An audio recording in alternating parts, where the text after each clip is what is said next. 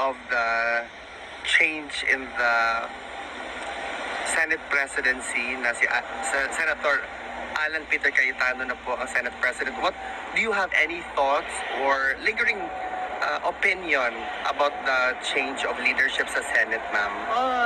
Well, wala naman kasi kung ano yung liderato sa loob ng Senado, no, desisyon yon ng mga senators, mga membro ng ating Philippine Senate. So, kung ano yung kalabasan ng kanilang botohan ay desisyon yon ng karamihan ng kanilang mga membro.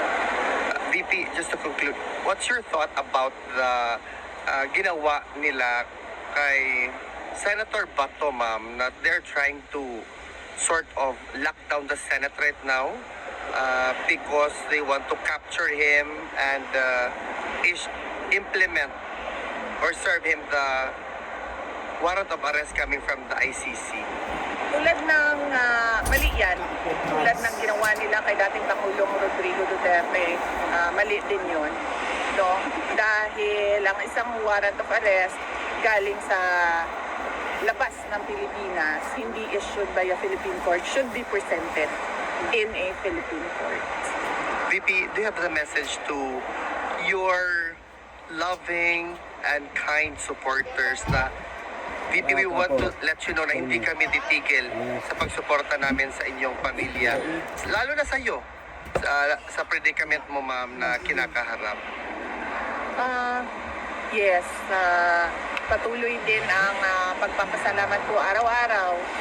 Nagpapasalamat ako sa ating mga kababayan dahil hindi sila tumitigil sa kanilang pagsuporta, hindi sila nawawalan ng pagtitiwala sa akin at nandyan pa din yung lalong-lalo na yung pagmamahal kasi nararamdaman ko na hindi lang siya parang basic support ba yung ginagawa ng mga kababayan natin, kundi yung meron ng pagmamahal dahil meron ng kasamang malasakit yung kanilang pagpapakita ng suporta. At sabi ko nga lagi ay hindi lahat ng mga public officials binibigyan ng ganyan ng mga kababayan natin. Kaya ako lagi akong araw-araw yung pagpapasalamat ko. At araw-araw ako din nagdarasal na maging maayos yung Pilipinas dahil yun yung kapalit sa pagmamahal ng taong bayan. VP Inday, maaasahan mo na sa 2028 ibabalik namin ang tapang at malasakit. Duterte!